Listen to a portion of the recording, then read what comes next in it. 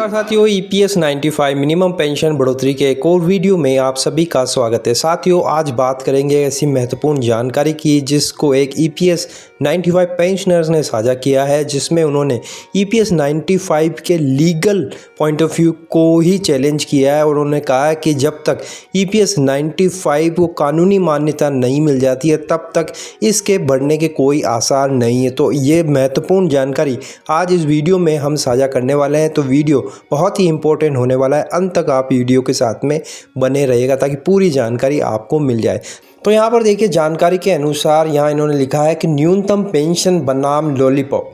कुछ लोगों का मानना है कि न्यूनतम पेंशन एक छलावा ही है और यही पूर्णतः सरकार की दया पर निर्भर है, क्योंकि ये हमारा अधिकार ही नहीं है। महत्वपूर्ण बात यहाँ पर इन्होंने लिख दी है कि ईपीएस 95 हमारा अधिकार ही नहीं है। लोग ये भी कहते हैं कि एनएससी के कर्ता को यह बात जाननी चाहिए थी कि संसद द्वारा ईपीएस में संशोधन कर न्यूनतम पेंशन के प्रावधान को कानूनी मान्यता देना सबसे आवश्यक है। जब कानून में प्रावधान होगा तभी तो न्यूनतम पेंशन स्वतः ही मिलेगी। तो साथियों, इन्होंने बहुत ही महत्वपूर्ण जानकारी कानून के बारे में लिखी है कि न्यूनतम पेंशन कानून के द्वारा ही मिलेगी। जो तर्क प्रस्तुत किए जाते रहे हैं, मैं पूछना चाहूँगा कि क्या सरकार उससे अवगत नहीं थी जो पिछले 8 वर्षों से केवल आश्वासन देती रही है कि आपका काम हो रहा है।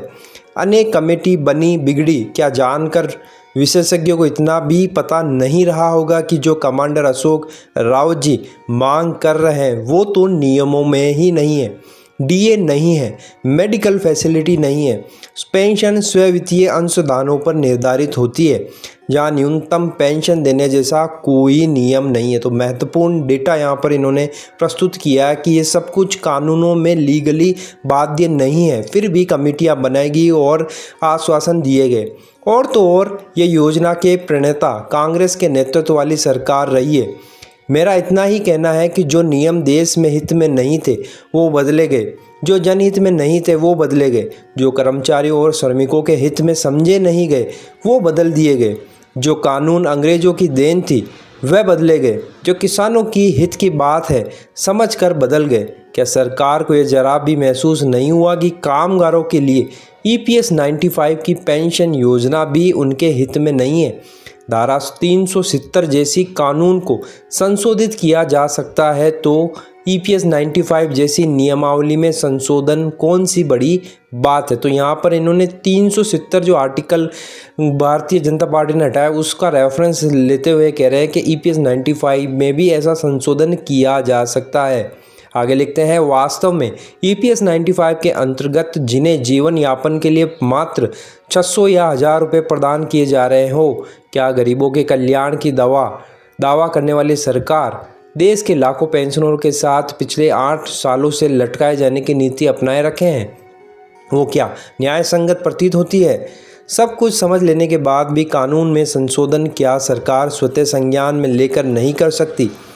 खैर, आपके तर्क वितर्क से किसी को कोई फ़ायदा नहीं होने वाला है। हाँ, लॉलीपॉप किसे कहते हैं ये बात ईपीएस 95 के पेंशनर को ज़रूर समझ में आ चुकी है।